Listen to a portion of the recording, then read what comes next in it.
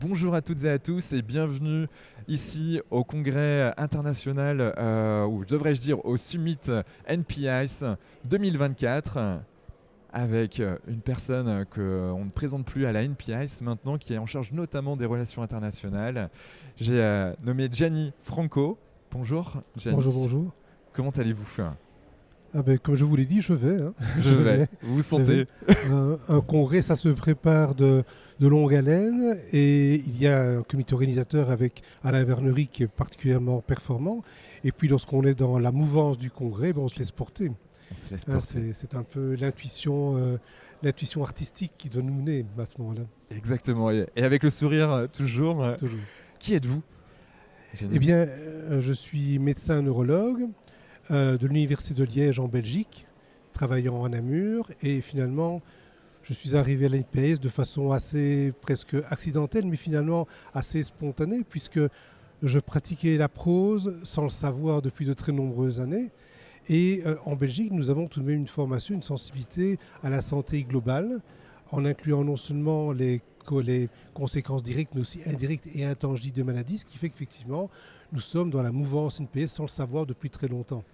D'accord. Et Waouh. avec ceci que finalement la NPS va tout de même nous apporter cette connotation supplémentaire, celle du référentiel, des recommandations liées à des critères scientifiques adaptés au terrain de vie et de jeu de ces Bien sûr. maladies, qui vont effectivement nous donner des points de repère de comment effectivement nous entrons de toutes et tous sur la faisabilité et l'efficacité de ces différentes techniques. Donc, la science, par les faits, dans ces cas-là, comment vous êtes tombé dedans exactement? Dans quoi? Dans la santé globale, dans les interventions non médicamenteuses, si je puis dire ainsi.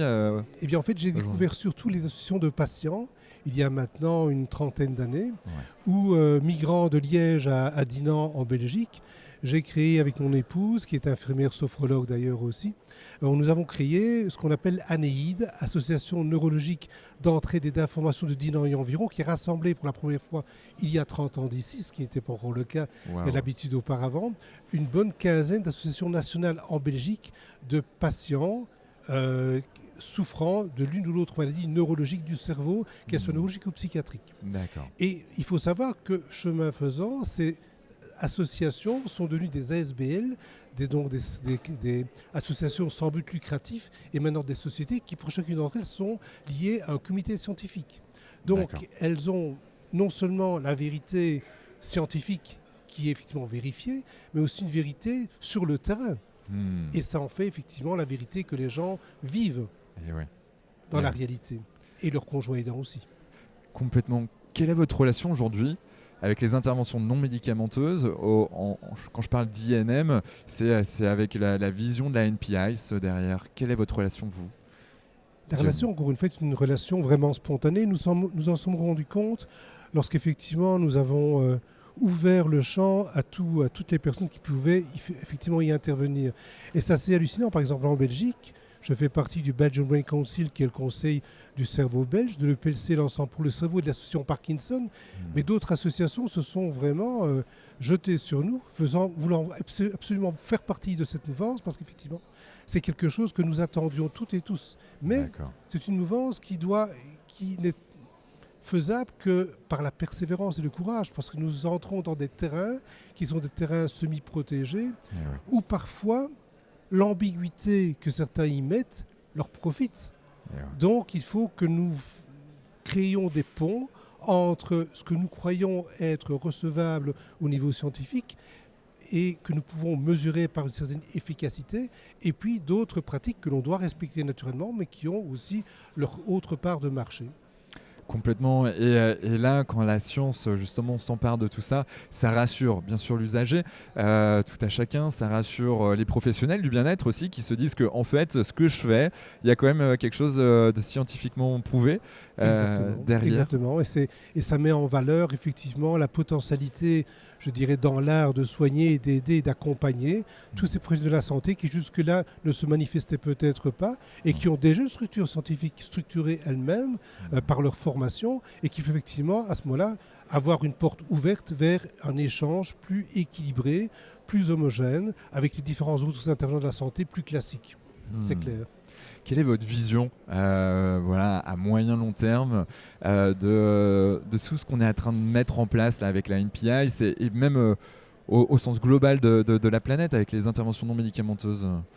Il y a en France une phrase qui me tient très à cœur, c'est une phrase de Antonio Machado, qui est un poète espagnol, qui disait à un marcheur, marcheur, il n'y a pas de chemin, le chemin se construit avec tes propres pas à pas. Effectivement, nous ne savons pas très bien où nous allions, parce que les nuances à décider, à convenir sont très, très nombreuses. Il est évident qu'une réalité que nous allons mettre en place ici en France, en Belgique et en Europe finalement, ne sera pas la même réalité, en tout cas libellée de la même façon et nuancée de la même façon dans d'autres contrées.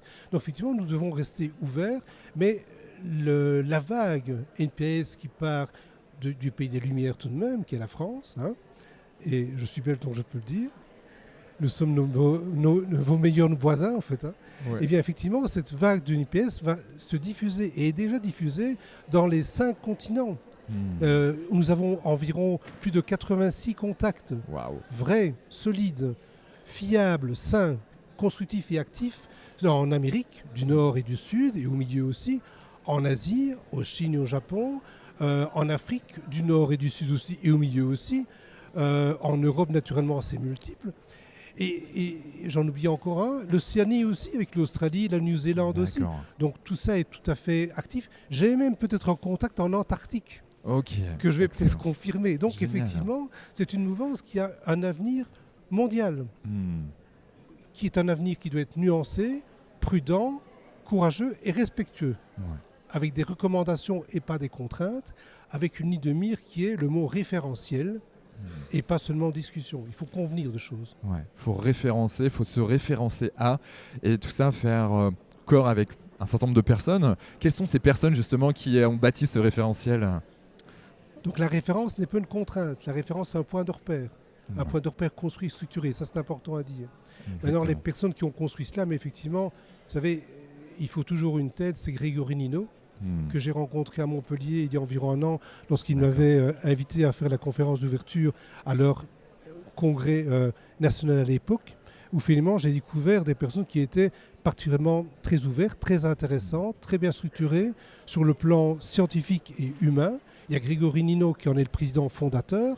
Il y a Michel Noguès qui en est effectivement le vice-président, mais quelque part tout de même l'âme sensible et apaisante avec sa sagesse à tous les événements. Il y a d'autres personnes comme Alain Vernery qui est complètement incontournable, mais vous avez d'autres personnes qui se sont mis dans la dynamique dans notre mouvance, qui sont effectivement des personnes pour la médiatisation, pour l'organisation. Vous avez, je pense à Ghislaine Achalit qui a effectivement aidé au référencement. Je pense aussi à Robert Mesley qui va soutenir effectivement cette diffusion par les écrits internationaux et mondiaux. Je pense aussi à d'autres encore qui effectivement, on est très nombreux. Nous sommes en fait, on doit tout de même faire attention à n'oublier personne et à inclure tout le monde. Et quand nous parlons, nous sommes toujours certains que nous oublions des personnes tellement nous sommes nombreux et en mouvance. Génial. Vous avez effectivement un groupe central et une dynamique en se disant que plus que d'être une société structurée, nous sommes plutôt un mouvement de pensée saine, structurée et respectueuse. J'aime beaucoup. J'ai presque envie de terminer là-dessus, mais j'ai envie de plutôt voir le futur. Quel futur on pourrait donner à la NPIs, selon vous, aux interventions non médicamenteuses Mais le futur, je pense, ça devrait être un futur comme modèle de référence, modèle de référence humaniste élargi, faisant intervenir dans une interdisciplinarité synergique tous les intervenants de la santé, dont font partie aussi les patients et leurs conjoints aidants, qui ne sont plus seulement la cible, mais qui sont effectivement des acteurs participatifs, actifs de leur propre avenir, et dire aussi que finalement, ça va remettre en question toute une série de choses. La prévention à l'avant-plan, et donc la détection précoce des maladies qui souvent s'installent très précocement. Le terme de l'étiquetage de maladies qui n'est en fait une définition que d'un dépassement simplement de nos mécanismes de défense généraux que nous avons. Et finalement aussi se dire que nous sommes toutes et tous des malades potentiellement. Donc, Et ouais. il nous faut effectivement être assez humble, non pas insérer les malades dans la société, mais nous en faisons partie comme malades potentiellement en devenir. Donc, tout cela a un sens typiquement de société humaniste, d'ouverture, de respect et de courage, je pense. De courage. Dernière question. Quel est votre conseil, vous, pour être en bonne santé et garder le sourire comme vous l'avez? Mais écoutez, il y a une phrase qui me vient encore en tête que j'ai utilisée. C'est une phrase d'un philosophe de Montpellier que j'utilise depuis maintenant 2006 lorsque j'ai créé avec mon épouse et d'autres amis encore ce qu'on appelle le PLC Ensemble pour le cerveau en Belgique qui réunit tous les intervenants de la santé autour de la maladie du cerveau. C'est la phrase d'Auguste Comte. D'accord. Il faut savoir pour prévoir afin de pouvoir. Ça s'arrête là. Merci infiniment, Jenny. Très vous beau en prie. congrès à vous. Et puis, comment on fait pour vous contacter si on a envie de vous rencontrer, d'échanger avec vous?